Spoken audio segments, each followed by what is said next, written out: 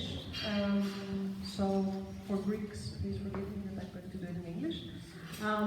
Welcome and thank you very, very much for being here in an event that we have been discussing for some time now. And we are quite thrilled that we are lucky enough to have all three of you presenting an amazing research. Just to give a little background, because some of you may never have been here before, we are an art institution, we are a state of concept, and we have been working for 2.5, 3 years now on a project that is called the Bureau of Care. And it's looking into the politics and ethics of care through a quite engaged way of looking at it through a political, social-political, let's say, scope. And of course, we have been launching several events, exhibitions, talks, workshops, etc. But lately, we began a new chapter that is called Truth Will Not Take Care of Itself. And one of the main questions, of course, that we're asking is, could an art institution be the caretaker of truth? And specifically in Greece, for those of you that live here or have visited and are a bit familiar with the background, we have been for the last years witnessing let's say a massive increase of fake news and let's say propaganda that is related to two issues that are very much interesting for us. One, the environmental crisis, and the other one, the so-called refugee crisis. So this new trajectory, this new chapter, Truth Will Not Take Care of Itself, is its title, is has begun a few months ago with the collaboration of Forensic Architecture. It's the second time that we're working with them. We're very, very happy to be able to do that. They have been presenting two investigations so far. The third one is launched from tomorrow onwards here at State of Concept. Stefanos will let you know a little bit about it after.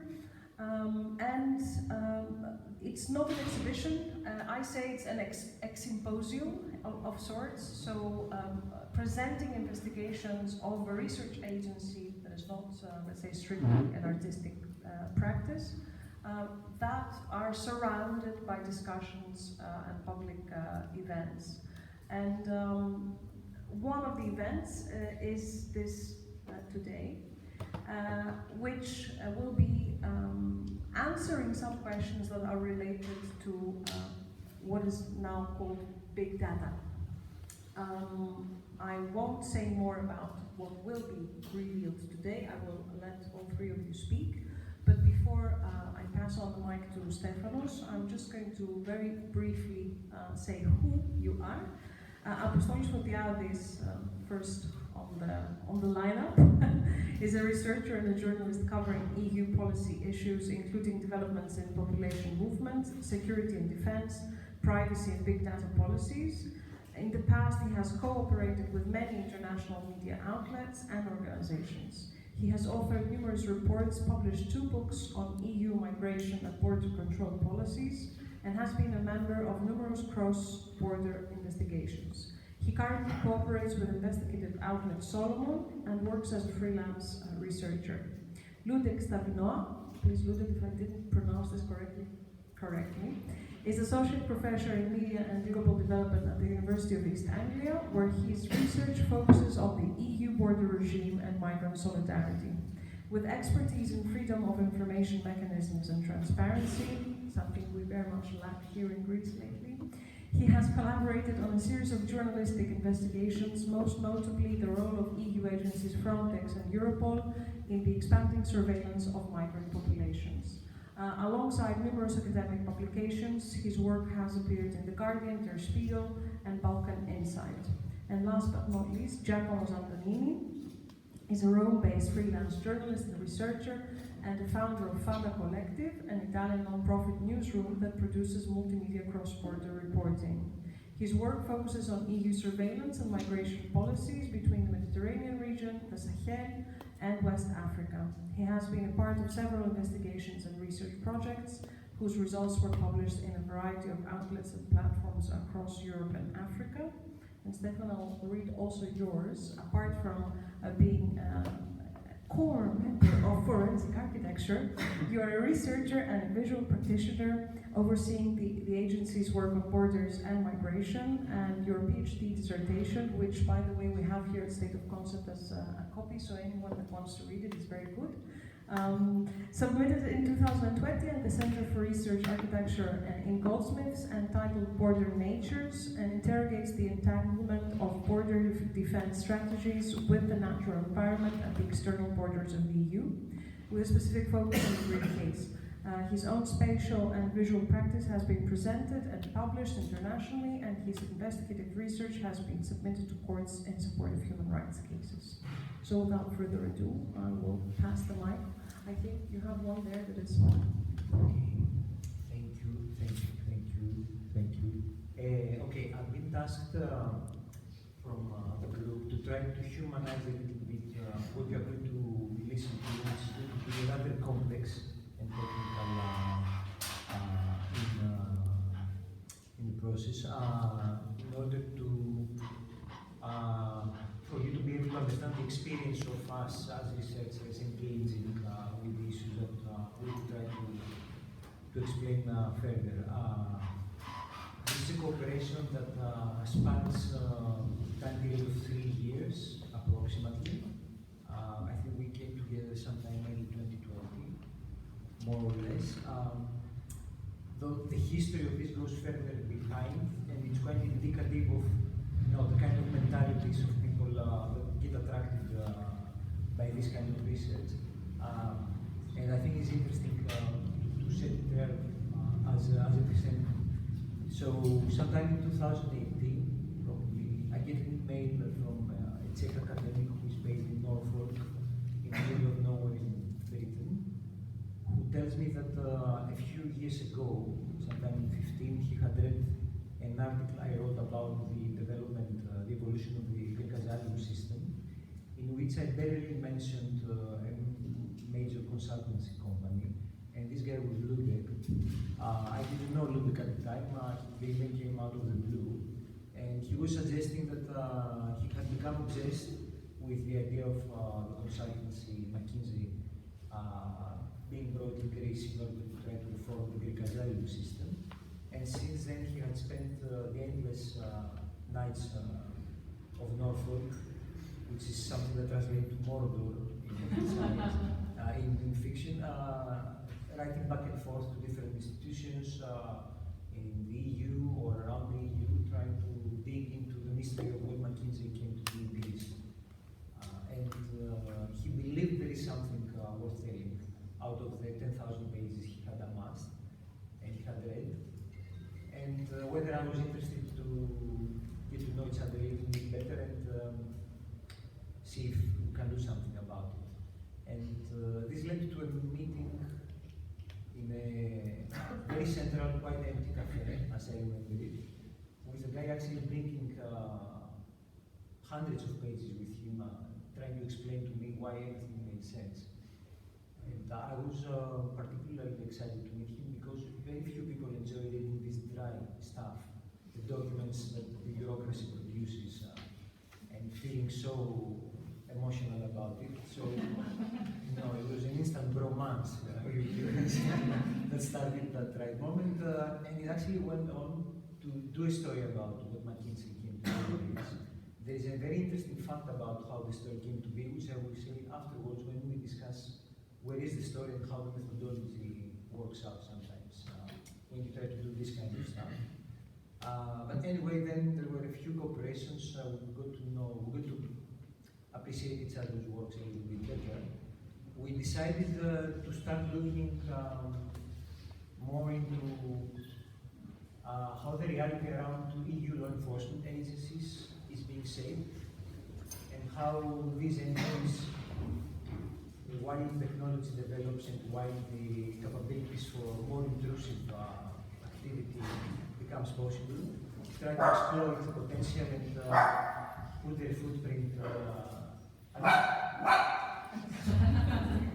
Just to say, there are a couple of seats in the front, if you want as well. Νομίζω ότι το σκηνή είναι γκαστρίνηθος, γιατί κάποιοι ζητάνε. Είναι εντυπωσιακός. So, You can come here. It's fine with the dog if you want. So I left the cafe and went to start cooperating more. At some point, we decided to look into what these institutions are preparing to do while the technology is developing and the potential to exploit them and the temptation is there. And I have noticed that there was a brinkmanship taking place between the European Data Protection Supervisor, which is a watchdog that does the work done on a national level by the Data Protection Authority. It's more or less the guys that are supposed to protect vulnerable individuals or groups of people and their data from being exploited by people that can do stuff with it, basically.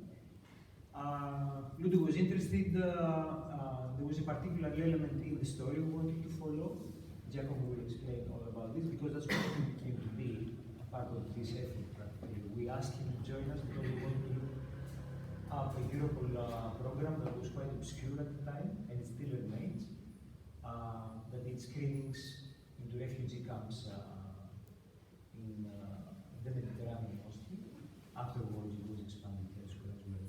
And that's how Giacomo jumped on the wagon, and then we started, the three of us, digging into this kind of stories. We have produced 2 investigations. One is the story of the brinkmanship that you're going to hear between the European Data Protection Supervisor and the EU law enforcement institution that does data analysis and supports criminal investigations, which is Europol. And then a second story came to be because of Luděk growing an obsession with an obscure Frontex program. Frontex is the European Border and Coast Guard Agency.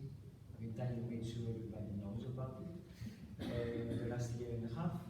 So he grew this obsession that there's something really weird going on with this program.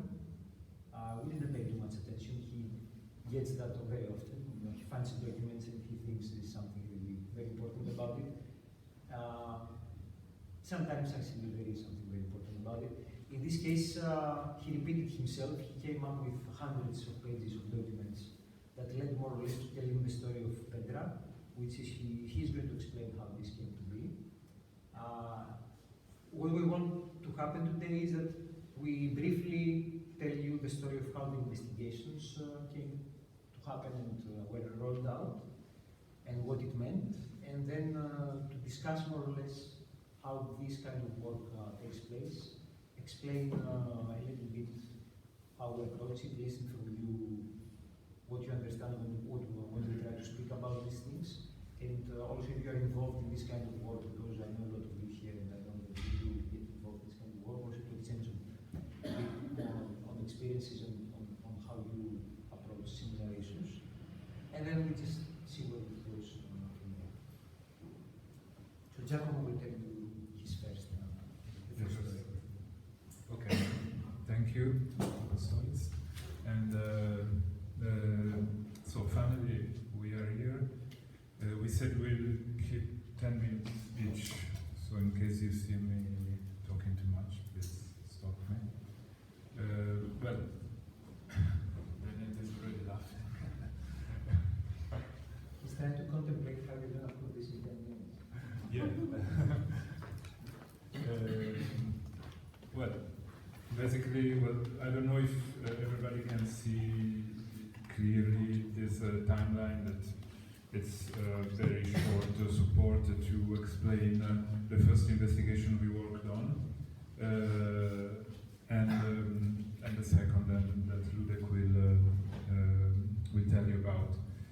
So basically, as Apostolis was saying, I was involved at one point because the initial idea from Apostolis and Luděk was to look at a program run by Europol, the European Union Police Cooperation Agency, to screen migrants and asylum seekers, mostly in the so-called hotspot centers in Greece and in Italy. So I was in Italy, of course Apostolis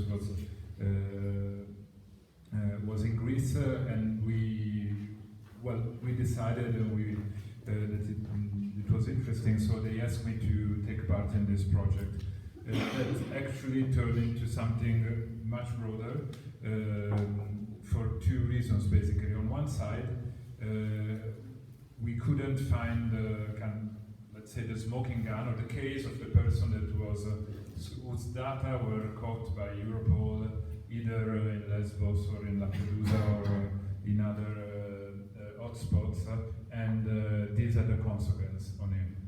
Which is likely to happen. So this program was existing, is still existing, but nobody knew about it. And probably, I think many of you are familiar with migration process and border control processes, and you rarely hear about the role of Europol. It's a kind of a bit in the shadow. They support the national police formally. They also collaborate with Frontex, and they should analyze specific cases where people might pose a risk for national security in Europe, and add data to their database. So while working on this, we realized there was a much bigger thing going on. As Apostolis said, there was a sort of conflict of brinkmanship between the European Data Protection Supervisor, which is the European Union privacy watchdog, and the Europol. I will try to explain you quite briefly, also using this timeline to tell you about a few, what have been the main passages of this. Basically, this inquiry by the Data Protection Supervisor was launched in 2019, and it was labeled as the Big Data Challenge. So I'll let you get back to at least 2015. You know that one of the main stories in Europe, in the European Union in 2015 was a multiplication of terrorism attacks, the Bataclan in Paris, and then others from 2015 to 2016. At the time, Europol had a new regulation in the making, which was approved in 2016 actually. But there was quite some discomfort by the public opinion, by some policymakers in the EU and at the national level about the role of Europol. So basically, some of the suspects and responsible of these terrorist attacks had been traveling across the European borders, and the idea was, the question mark was, is Europol being effective? Why nobody knew about these people moving and crossing, even if some of them had already potentially a profile that could be seen as suspect by law enforcement agencies.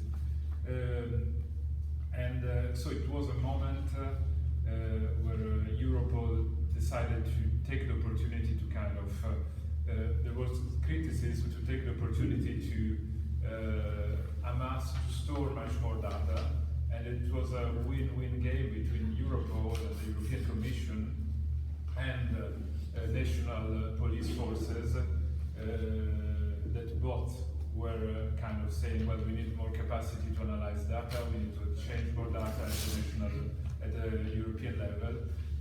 So what happened was that basically Europol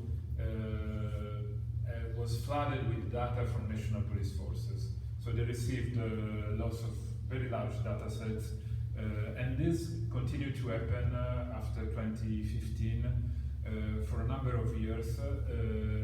And at one point, the European Data Protection Supervisor realized that this was a problem, and Europol also realized that this was a problem. So there was this inquiry launched by the Data Protection Supervisor that basically was telling something to Europol. The message was, and the demand was, you need to do something to act, because you are storing personal data of people, of citizens and people in Europe without a legal basis. So what they were doing had no clear legal basis, especially for one reason. They were storing data of people that were not related to crime. So it could be the refugee, asylum seeker, the person seeking asylum or crossing the border. Well, it's not necessarily, of course, related to crime, even if they see smuggling. Of course, there's a lot of attention towards smuggling. And it could be kind of data, a vast option of personal data that national law enforcement agencies amass, and then they don't know exactly what it is, and they would pass them over to Europol. Before even processing or deciding what to do, basically Europol was keeping those data, saying, well, you never know, maybe they will be useful in the future, and the priority is security. The priority is also kind of building up a new role for Europol as a big criminal analysis platform for all European police agencies. And but these had actually no legal basis. So that was the main thing which was at the core of this conflict that was initially quite happening internally. So there was no external sign of the conflict between Europol and the data protection supervisor. But then what happened in 2020, there was a public admonishment. So the data protection supervisor told Europol, well, you need to do something, and this was, public, but apart from Apostolis and Luděk probably, and a few in the room, nobody really was going to read routinely the website of the data protection supervisor. But still, it was a kind of a passage where they were actually saying to Europol, well, you need to do something. In the meanwhile, Europol was continuing to amass this personal data, and one of the way they would collect data was through this big joint police operation in Europe, conducted by national police agency, where Europol was acting as a sort of filtering body to centralize information and then distribute it around in Europe. For example, and the main one, the first huge operation was the hacking of this so far extremely secure encrypted communication system, which is EncroChat, a crypto phone, basically, which happened in 2020. In 2020, first there was another system, thank you, actor, which was a Sky ECC.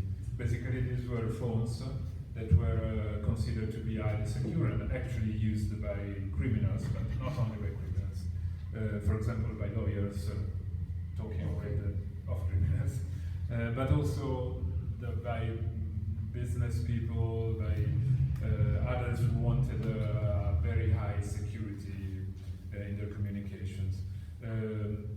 Basically, Europol facilitated this operation, targeting this system and dismantling this system, so they don't exist anymore.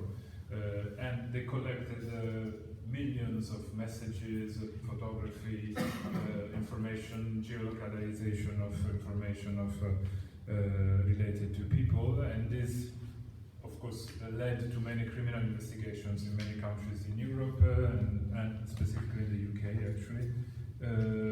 But this was a way to amass, to make this big data grow and grow and grow, and also to justify something which is crucial even today. So to justify the role of Europol as a platform and a center for developing machine learning and the use of AI in policing. So the idea was, well, we have so much data, we need to be able to analyze this data, so we need to be authorized to develop, to use artificial intelligence to understand what's interesting in this data, criminally wise, for the security of Europe. But the fact is that this data and all the data that Europol has been storing and processing are partially also unrelated, as I told you before, to criminal activity. So there's probably data of some of us in the room here, and of people seeking asylum, activists, journalists, lawyers.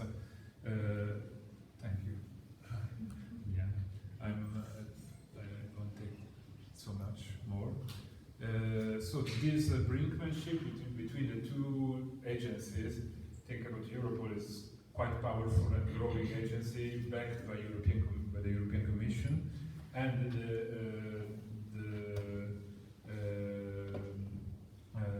little European Data Protection Authority, sometimes quite understaffed, which has to do an increasingly number of tasks. This basically led to something which is pretty unprecedented. So Europol, the Data Protection Supervisor ordered to Europol to delete the data which are not falling into a specific category which they are authorized to keep.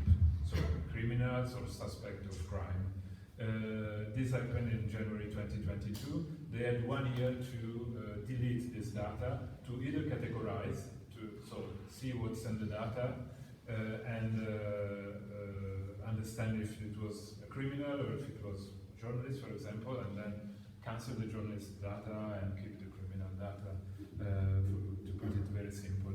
And this is when our first investigation appeared in different outlets, which basically reconstructed all the background of this order to delete data, and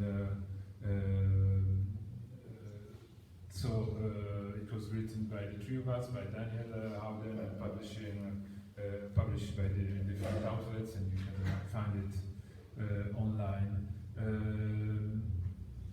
And what happened? Of course, in the meanwhile, there was a process, a legislative process to amend the Europol regulation again.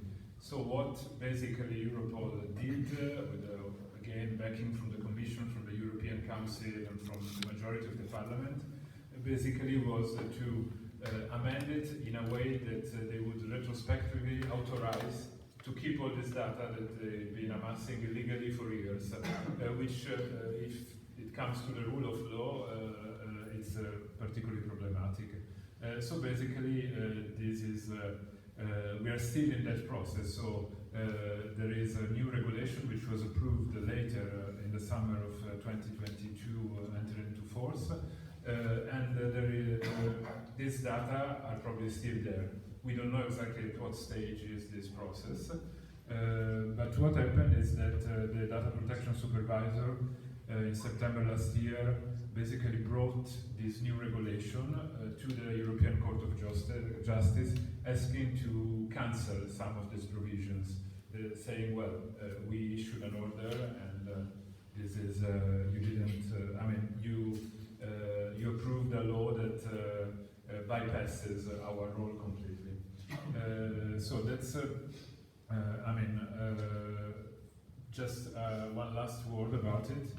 It's kind of, this was the subject of our first investigation. I think in terms, there are probably lots of things to say in terms of how Europol still needs to be investigated. There are lots of potential stories and potential subjects that needs further journalistic investigation. And also we would like, and we've been trying also to find the cases, the personal cases of people scooped into Europol database. And basically so far we found one person, a Dutch activist, whose story is pretty interesting. And no, I will finish here. And of course the lawyers who were communicating with their clients, whose data are probably there, but we don't know. It's a black box of data which has been expanding through this new regulation approved last year, and yeah, so we hope we contributed a bit to the discussion. I will leave the microphone to Luděk. Before we move on, just one question in terms of a practical aspect for those of us that maybe are not as familiar. How is this data collected? Because of course you mentioned that it's through police, local police, mainly in Greece and Italy. But is it a questionnaire? Is it through translation as well? So there's a specific process and it's related to religion, let's say sexual orientation, age, etc., etc. So it's this type of kind of process that happens, or is it other types of collection as well that are maybe not as classical or not as legal as well? Yeah, so there are two things. One are the data collected, as I explained at the beginning, these secondary, so-called secondary security screenings on migrants and asylum seekers.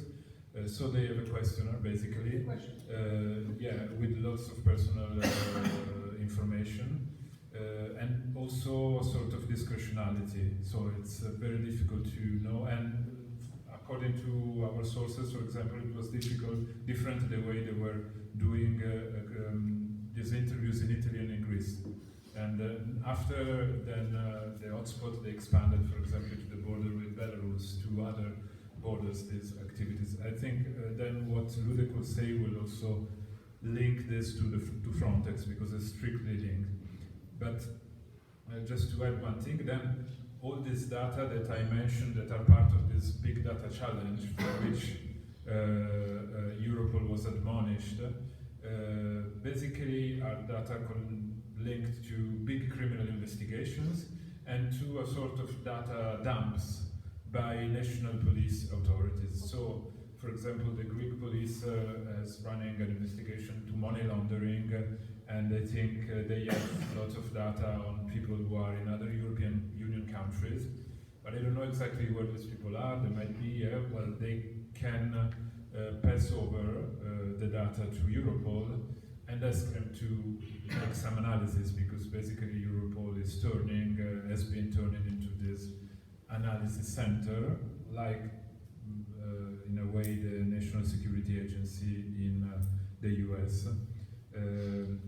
And it's been carving a role as an analysis center, so but in a very much more proactive way. It's supposed to be a support agency to national police authorities, but actually it has become very much more proactive with the new regulation. So this is the main source of this data. And thank you, iLiana. We'll give you the microphone.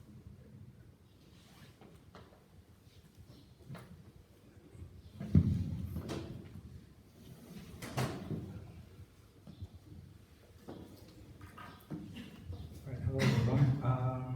So I'm going to talk about the second investigation we did, Petra, which has some of the same actors involved, but at the center of the story is, in this case, Frontex, not Europol, although there is a cooperation involved between the two agencies.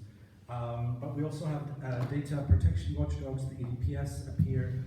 We have the European Commission at the sidelines, approving the process and stepping in key strategic phases. So I think a lot of the same tensions that and the kind of brinkmanship that was happening in the Europol case was happening in this case as well. A sort of a struggle between an EU agency, Frontex, trying to expand its powers in its capacity to harvest personal data, to process personal data, to exchange personal data with, in this case, Europol and national law enforcement agencies. And then we have the EDPS, the data protection watchdog, being a thorn in the side and a bit of a nuisance that had to be bypassed in one way or another. So we started work on this investigation at the end of 2021, when we were alerted to two rather obscure Frontex Management Board decisions that were adopted in December 21. Frontex Management Board is the main decision-making body of the border agency.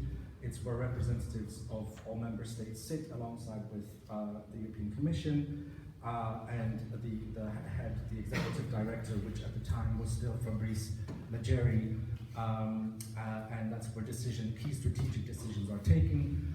And the agency adopted two decisions, a set of so-called implementing rules on how the agency should process personal data of migrants that it encounters at the external borders. These texts are highly legalistic, highly technical, and what became apparent after sort of an initial reading, without any of us being lawyers or data protection experts as such, but what became immediately apparent was that these rules, if implemented, would allow for the quite dramatic expansion of Frontex's data harvesting capabilities. There were references to data on people's genetic and biometric data, DNA, fingerprints, photographs, information on their political and religious beliefs, their sexual orientation. There were quite vague references to data retention periods, so for how long can Frontex actually hold on to this quite sensitive personal data. There were references to social media, the scraping of social media profiles, a whole range of provisions where we thought, hang on, what's going on here? And how come nobody has noticed this? They just published it on their website, but there were no stories around it. So we started digging to understand both the implications of these rules,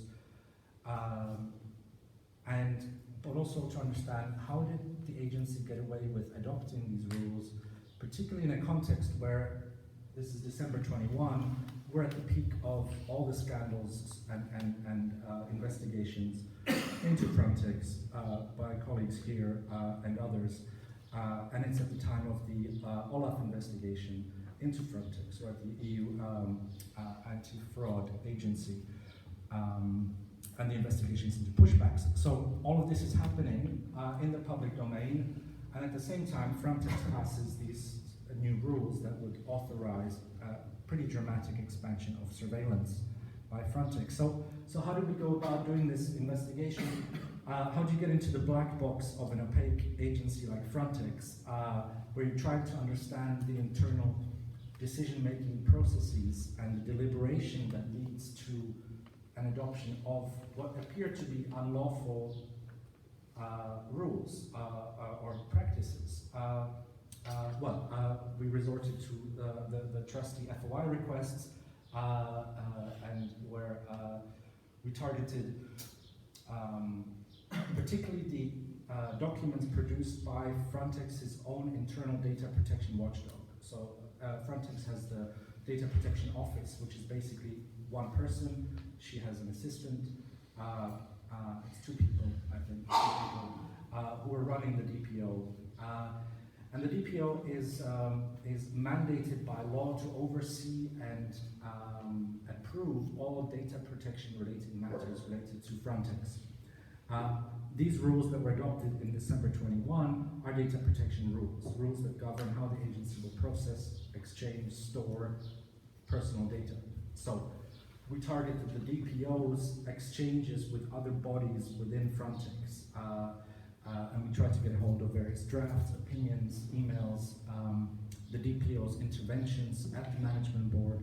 We spoke to insiders who were close to this kind of surveillance program, which is called PEDRA. I forgot to mention that. So PEDRA, what does PEDRA stand for? I always have to look it up.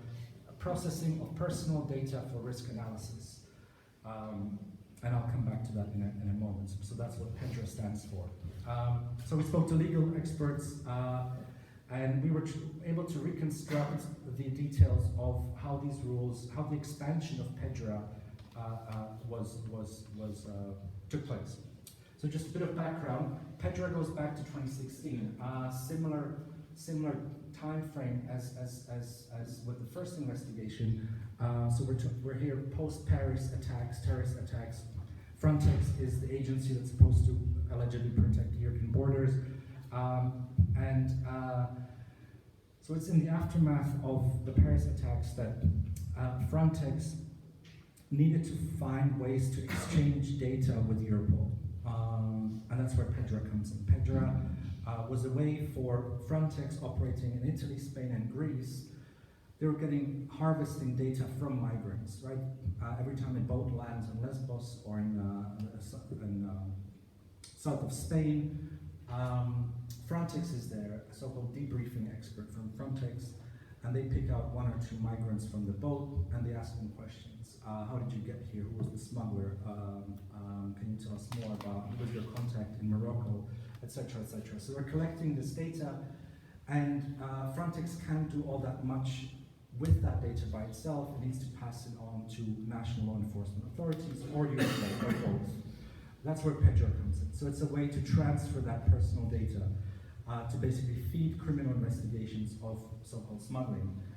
And we're talking here initially about names of smugglers, telephone numbers, nationalities, registration plates, license plates, location of safe houses, etc. And so the data is being transferred by Frontex to Europol to feed criminal investigations. But for a long time, Frontex was explicitly forbidden from collecting the personal data of migrants themselves. Right? They were collecting data about suspects of crime, not the migrants themselves. They were collecting data about smugglers, or perhaps terrorists, but it was largely smugglers. And for both Frontex and Europol, there would be strict limitations for nuisance, right? Because both of these agencies, as Giacomo explained, were trying to expand and trying to collect more data. So for many years, they were discussing the importance of somehow expanding PEDRA, and that opportunity came in 2019, new Frontex regulation. Frontex gets a lot more powers to do this kind of data processing. And so fast forwarding to December 21, the management board of Frontex approves the expansion of PEDRA. And that's where we started digging in. Okay, so what did we find? We found a number of quite serious procedural shortcomings is a euphemism. But what we found was basically that in the months before these rules were adopted that allowed for the expansion of PEDRA, we found that the DPO, the Data Protection Watchdog inside Frontex, was effectively sidelined. The DPO is supposed to be drafting these rules, and the DPO had been drafting these rules, but a few months before December 21, the DPO was basically taken off the file and was replaced by Legeri's wingman in the legal unit. And that person was tasked with developing a new draft that the DPO was still able to see and comment on. We were able to obtain details of those comments and those opinions. And basically, for several weeks prior to those rules being adopted, the DPO had said, look, what you're trying to adopt here is in flagrant violation of EU data protection. She made more than 100 changes to the text, or proposed more than 100 changes. Some more technical, others pretty serious, right? She was basically warning about, if you pass this, this will violate fundamental rights of migrants. She wrote, and I guess that's the, Apostolis mentioned, I'm a bit obsessed with bureaucratic documents, but I think what made these bureaucratic documents pretty striking is a DPO. A DPO is usually, a text by DPOs are highly technical legal documents, but here we have the DPO warning her colleagues in other units saying the legal threshold to be met is not a nice to have, but a strict necessity. Right? The DPO is saying to follow the law is not an option. Like, you have to follow the law. She also insisted on multiple occasions that Frontex should consult these draft rules, the expansion of PEDRA, with the EDPS, which is the top EU protection watchdog. She was overruled. Her objections were disregarded. Legeri dismissed, and people high up in the agency dismissed the need to consult the EDPS, and they had the backing from the European Commission. The Commission said, let's just pass these rules. They're good enough. They're good to go. So those were the procedural issues. Basically, what we found was that the data protection watchdogs were sidelined to push through this expansion. Substantively, in June 22, so a month before we published our piece, the EDPS had looked into these rules, and unsurprisingly, they issued a highly critical opinion, noting that the expanded version of PEDRA would violate, the EDPS had warned of, quote, severe risks for fundamental rights and freedoms of those whose data were going to be collected. The DPO, the Frontex Data Protection Office, had warned of a, quote, carte blanche for data transfers from Frontex to Europol. Legal experts we spoke to warned about the dangers of the criminalization of migration, dangers of highly sensitive personal data ending up in Europol's criminal databases. Because we're dealing here not with just the data of alleged suspects, smugglers, but also witnesses, associates, and victims of cross-border crime. The expanded version of PEDRA would allow the pool of 10,000 Frontex border guards, they would be granted the power not just to collect personal data of migrants, but also to assess that personal data with the aim of identifying suspects of cross-border crime. So Frontex was going to, or might still become, involved in not just collecting data, passing it on to police, but actually becoming involved in criminal investigations much more closely, which was Leggeri's dream, right? Leggeri always wanted to turn Frontex from a border management agency into a law enforcement agency, and PEDRA is at the core of that.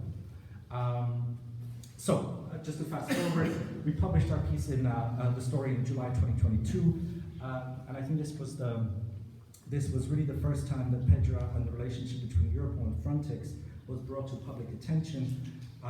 In terms of the impact, or what then followed after we published the investigation, a number of MEPs who had been following Frontex stories closely, they picked up on some of the issues that we had identified, and they called for a hearing at the European Parliament, at the Libe Committee, the Civil Liberties Committee, in November 22, where senior management of Frontex, Europol, and the Commission were meant to be grilled.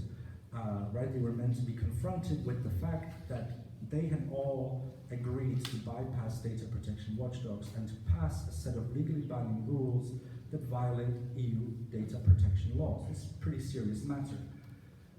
Well, it didn't end up being much of a grilling, unfortunately, and I think that's perhaps one of the frustrations of doing this work, because then you put it out into the public domain, and then it's in the hands of MEPs or other actors who are not necessarily, who might have their own political agendas, or perhaps are not quite as familiar with the technicalities to then confront the agencies with what they have done. In this case, it wasn't much of a grilling, the hearing, it was quite a masterclass of technocratic obfuscation by Europol, Frontex, the Commission, which had all agreed on a common line and had basically neglected to address the most serious issues that we had uncovered. Nonetheless, a few weeks before that hearing, the EDPS has continued to investigate PEDRA, and they conducted an audit in Warsaw. The findings haven't been published yet. In terms of, okay, so what happened with these rules, and what happened to the expansion of PEDRA, from what we understand, the rules are in place, despite the fact that they violate EU law. However, the expansion of PEDRA itself, the activities that would have been authorized by these new rules, have been suspended or put on hold. So PEDRA 2.0 hasn't materialized yet. I guess one of the things we can perhaps take credit for is the fact that the DPO, who was marginalized and sidelined from the process of putting in place these rules, is now in charge of rewriting the rules for PEDRA. So hopefully some of the provisions, some of the safeguards that were absent will be put in place. And the DPO was meant to present a new version of PEDRA to the Frontex Management Board a few weeks ago. So it's a story we're still following, so watch this space. That's it. Now the story worth following is mostly Luděk talking to himself. Now I was tasked to wrap this up with some general questions we can use for discussion. Instead of this, because it's more interesting for me and I hope for you as well, I will try to see what are the major common points, common takeaways from the two investigations we've noticed, which also have a more public interest perspective following them, that we could probably start talking over following what you have heard. So there's one thing that was very, very vivid in both efforts, and it was the question of how much and for how long. So you have these institutions that are in this process of expanding their mandates and exploiting the technological capabilities that become available to them. When it comes to interpreting what do they believe they're entitled to,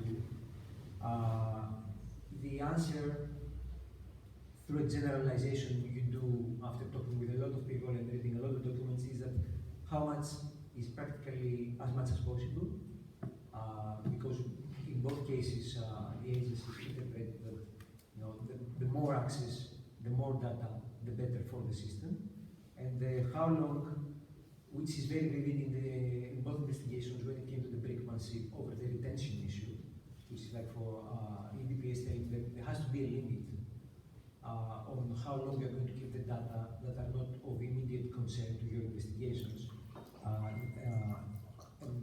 Very straightforward, the mentality is forever, practically.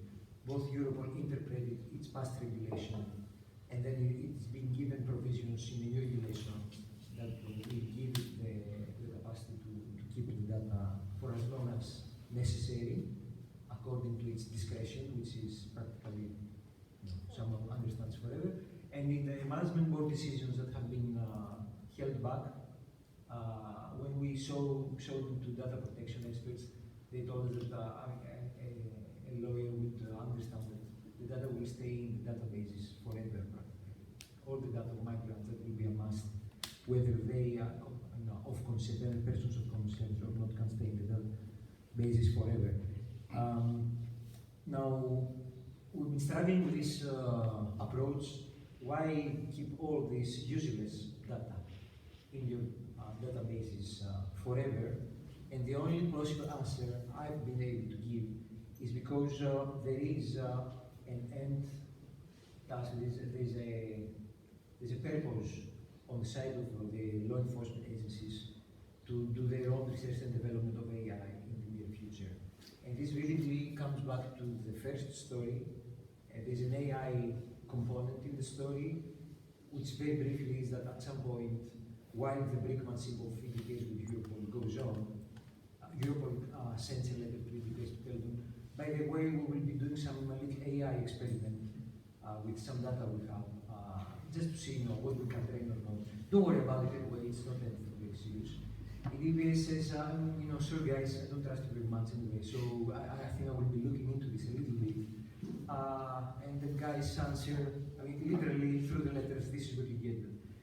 Yeah, okay, we don't really need your help, bye, EDPS. And then EDPS says, no, actually, formal inquiry, since you don't get the point. And then the guys say, okay, we will leave it for later, since we don't have actually any legal provisions in our own regulation allowing us to do it so explicitly. We'll wait for the new regulation that was passed finally, that will give us the right to do the R&D anyway, and only ask for your advice if we need it. So practically they wrapped it up this way, but the idea was that they will be doing the training of the algorithms, the creation of the machines, the way they want, and with very limited oversight. So everything and forever, because they want to train the algorithms to be able to do the policing in a more modern way, whatever this means. To close this, there's two elements that make this very harrowing when you see it as a process going on. One is that the opacity of everything that happens is extremely difficult for an individual. Now, I don't know if this is very ambitious, for a trained individual that follows these processes and the bureaucracy and everything, to find interlocutors within the systems, or even navigate through the product of the bureaucracy, the thousands of pages, in order to be able to locate where the tricky points are and to when the wrong moment appears, in order to put the questions forward, the opacity. And the other is that during a period that these profound social change take place because of the evolution of technology, world follow all the discussion around AI and everything around it lately, you understand that there is law enforcement institutions that are very eager, very willing to play with the rules themselves in order to expand their mandates and reinterpret that are very crucial to how policing is done in countries that remain under the rule of law and democratic checks and balances. So this is a process that in the end, to my understanding, the way I am able to struggle with the concept leads to a definition of who a suspect is and who can be considered as a suspect in the process of a criminal investigation, and how the technology is going to be applied to these individuals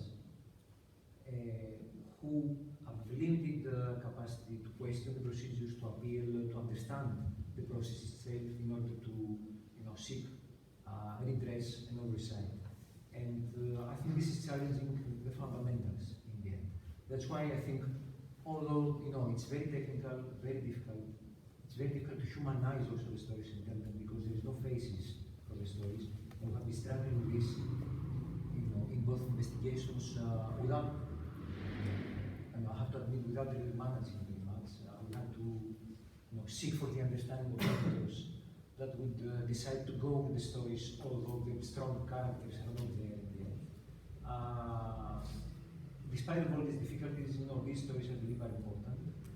And thanks to the obsession we have developed in the last 3 years, we intend to keep doing them. I hope this was interesting, and I hope you have some things you didn't understand or you were excited about that you would like to discuss.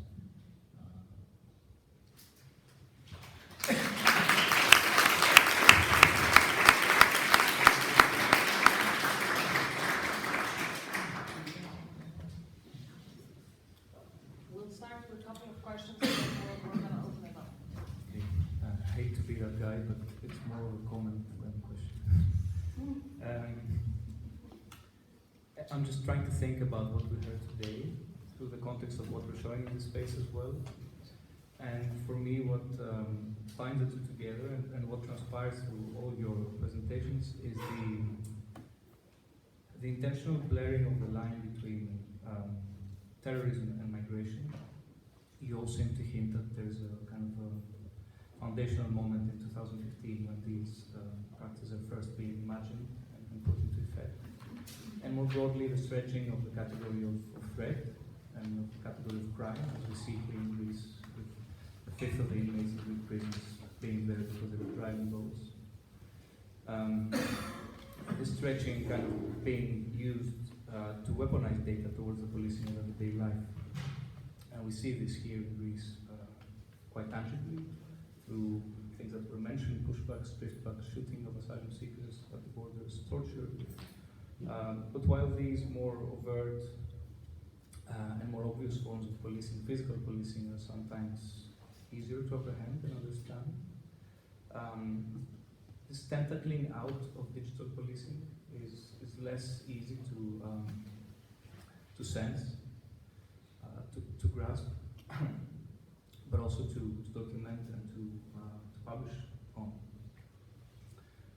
It's codified, it's masked behind operational documents, legalistic lingo, often heavily redacted documents, intentionally boring documents, long, and so on and so forth.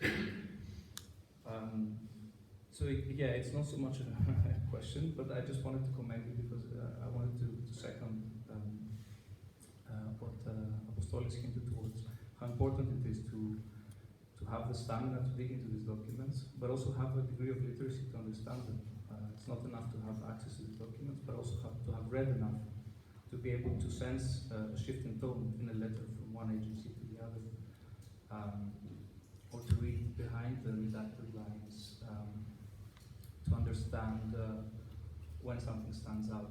I guess if there's a question in there, it's and that came from Apostolis' kind of concluding remarks. How important do you think it is to have somebody on the inside, an interlocutor on the inside that Apo mentioned? I know I've read a few FOIA myself,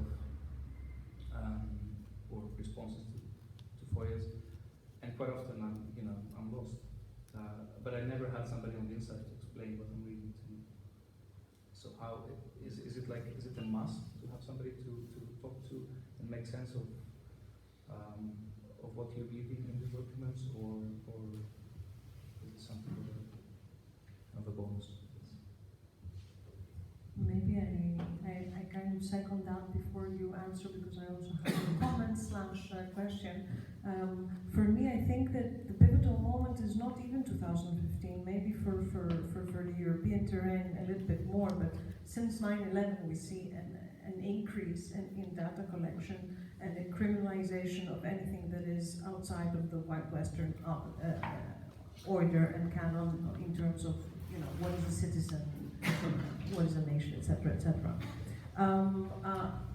I have a very simple question that is, has at any moment since 2015 onwards been, let's say, more kind of public catch that would legitimize this increased thirst for more data, saying we have caught such and such through these systems, because I'm pretty sure that they would be very happy to kind of brag about that. So I'm actually wondering, I don't remember one myself, but I'm not a journalist anymore, so I don't follow it as much.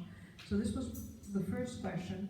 I think the second question was exactly what Stefanos just said, that how also do you three manage these relationships with these sensitive kind of exchange of information, which I imagine also have a toil, an emotional toil as well, apart from having to just navigate in European officials lingo and all these things.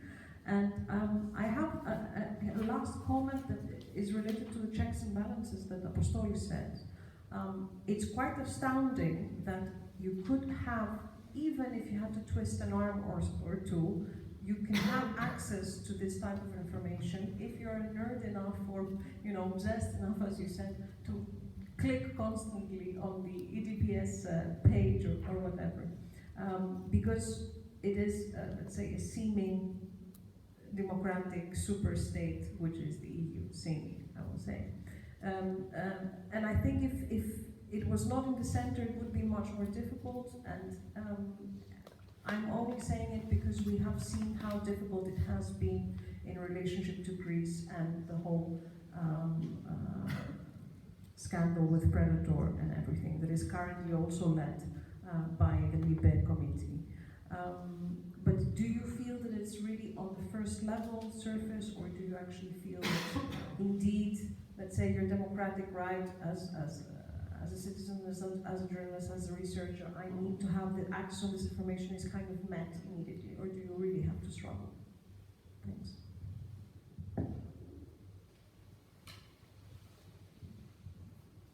Thanks for those questions. I'll start with the first one on FY documents, insiders.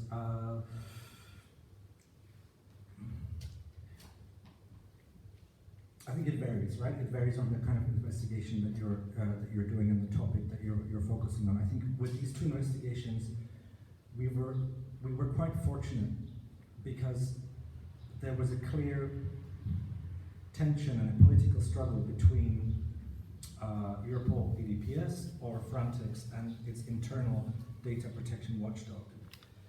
And both of those data protection watchdogs had an interest in disclosing as much information as possible.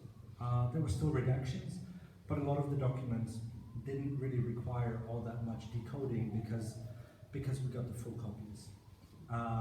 And then it became more a matter of running it past lawyers when it came to the data protection technicalities.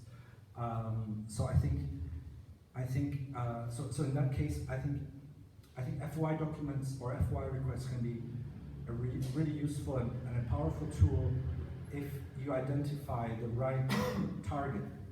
So if you go to, with Frontex documents, for instance, you know, the response you get will, and the level of redaction you get will differs depending on which unit you're requesting the documents from. And so the DPL, the Data Protection Office within Frontex, has a bit more of an ethos of transparency. And in this case, they had an interest in disclosing information about the ways that that office was being sidelined. But of course, having an insider being able to point you to the right documents is incredibly useful. I think that's been our experience, right? If someone can say, well, if you request document X, yeah. So it's not so much about interpreting the documents, it's about pointing you in the right direction, what to request, because you're stabbing in the dark, right? When you're requesting FOI docs, you don't know what the agency holds in many cases. So you can just sort of spam them with a request, give me everything you've got on topic X. But of course, if you know that they produce weekly minutes or weekly reports, or they have meetings of some obscure committee within the agency, then you can request that. But for that, you need an insider to tell you that exists. Say something on the value of interacting with insiders as well. When it comes to opaque institutions like the EU law enforcement agencies, the interaction is of massive value as well, because you immediately have to face a person with a specific. There are people that are trained, on how they think about what's happening, the interpretations of the institutions, of the laws, of the bureaucracy, and they carry a culture and a mentality with which we do not interact very often. So it is of massive value to interact with them, because you get to understand better the entire entity within which they live their entire lives. And for this reason, I think it's fair, not knowing an individual, to approach them with humility, because we also carry our stereotypes, our beliefs, our ideological constraints, and also the evidence we have seen in front of us of unfairness and of abuse. So every time you have to meet with this kind of person, you have to stay as neutral as you can be and try to understand what is on the other side, because you don't have many opportunities to do that.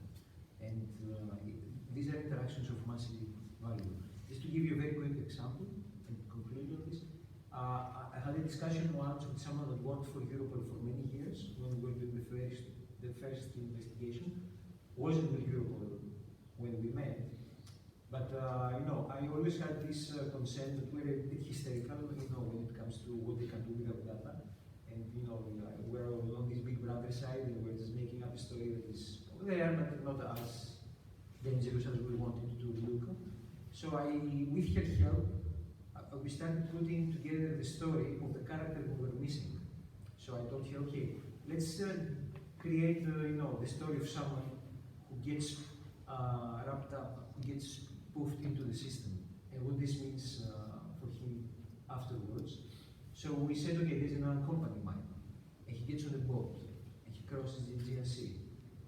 At some point, someone who is probably a smuggler tells him,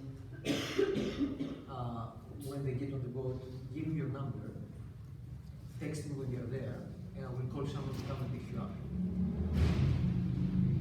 Everything moves on, the person arrives on the other side, he goes into the secondary screen, he sits in front of a Europol official, he has his data taken from the device, the Europol official uploads the data on the system, they get what they need for the investigation, the guy is not a suspect, they leave the information on the database. He moves on, he gets into the system, he does some family reunification, or afterwards, somehow through the system, he ends up in the country he wants to settle. He manages to settle, he gets asylum, he starts building a life, years pass, he naturalizes. Hopefully, he becomes an integrated person. It's a perfect story. He even has a family, and then he wants to do something else in his life. He's not just a migrant, he wants to have a job. So he applies for a job, and he has an opportunity to do something significant, but this job requires a security screening, because it's somehow related to working in an airport or interacting with a state authority that handles sensitive information. It is very possible, not by definition, but it is very possible that if some security official insists on the screening a little bit too much, this information that has stayed 15 years ago in the database, since the retention is forever, will come out through the system.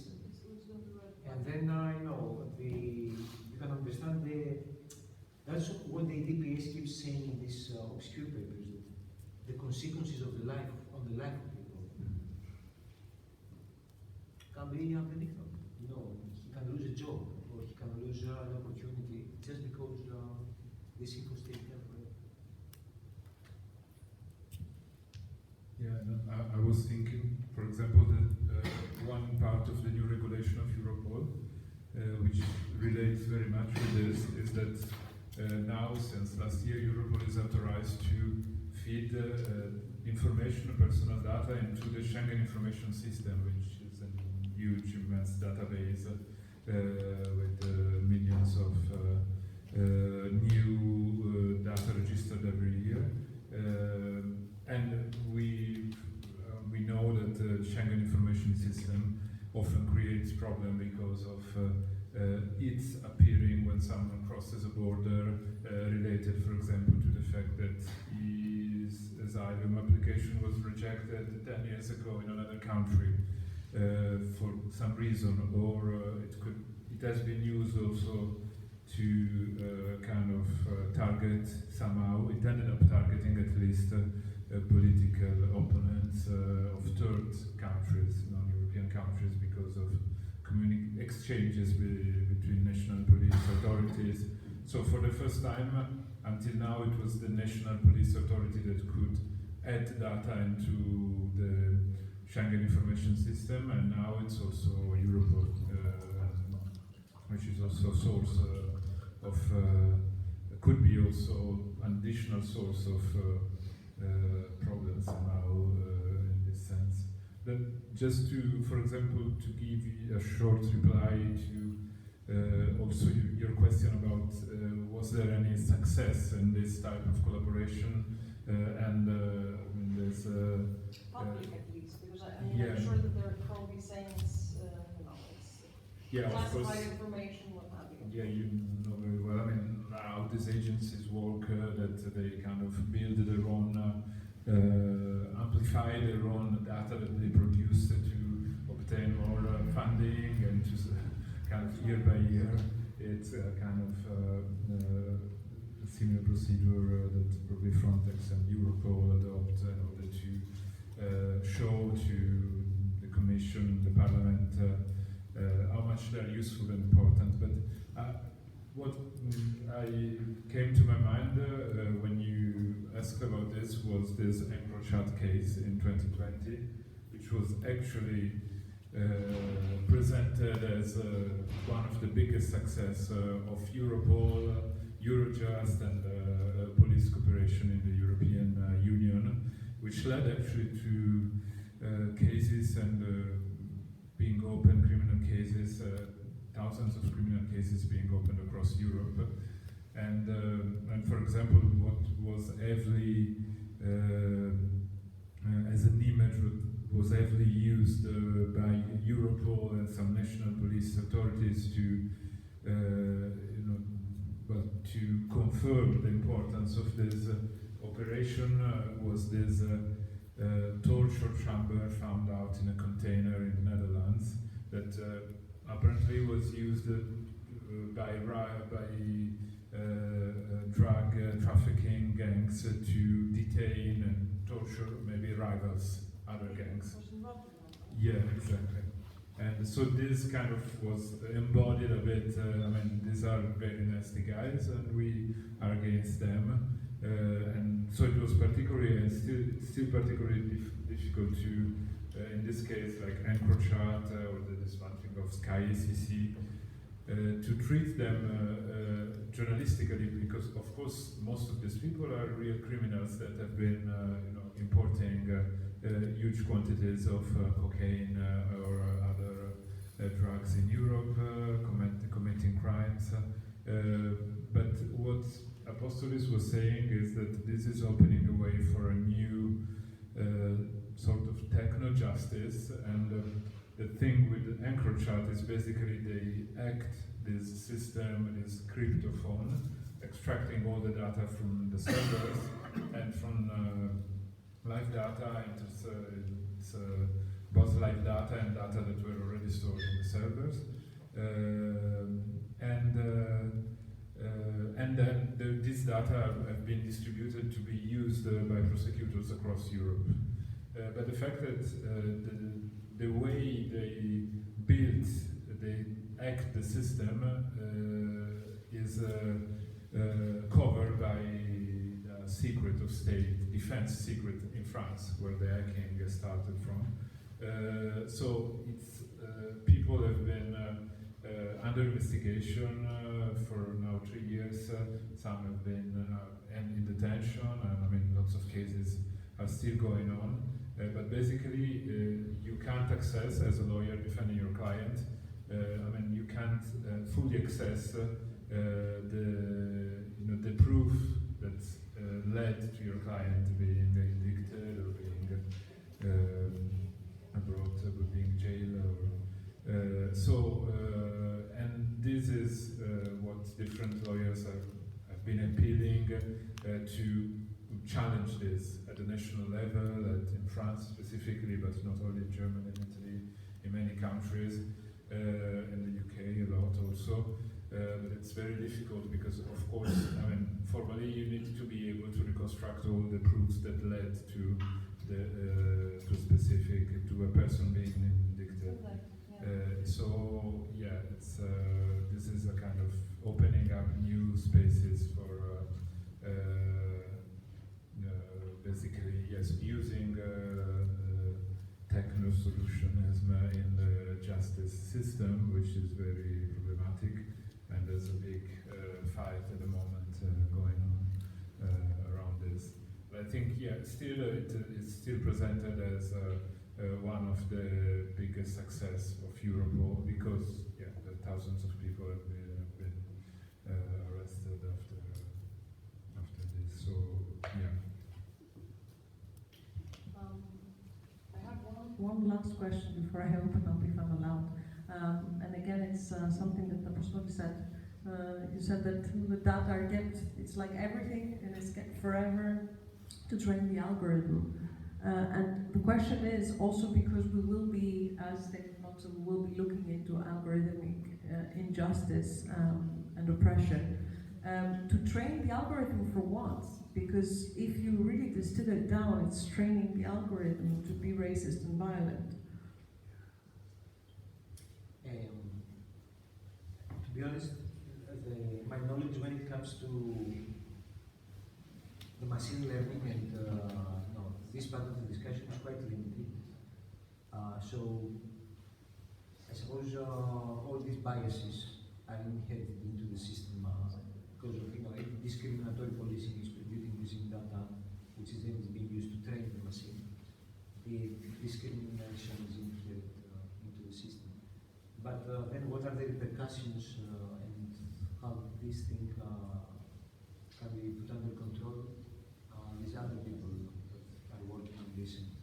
And Lighthouse has been doing a lot of work on discriminatory algorithms used by other kind of agencies, not law enforcement agencies. So yes, no, the question is there.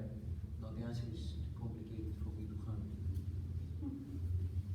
Maybe one interesting thing is that among the new powers of Europol is also develop their own research activities, which basically would mean, well, we have so much data, we can develop even our own initiative to develop a way to analyze this data and develop some new machine learning system and AI system. And then once it's created, of course, they need to use it basically. And then also this would mean that national police authorities will be able to access. And I guess probably what could happen is that they could easily kind of bypass national norms and go to Europol and say, well, help us analyze this data of this group of people that might be involved in crime or whatever. And Europol would use AI even if at the national level they are banned or they are not authorized in the same way. So this is likely, for example, to happen. It's another issue I think it's important to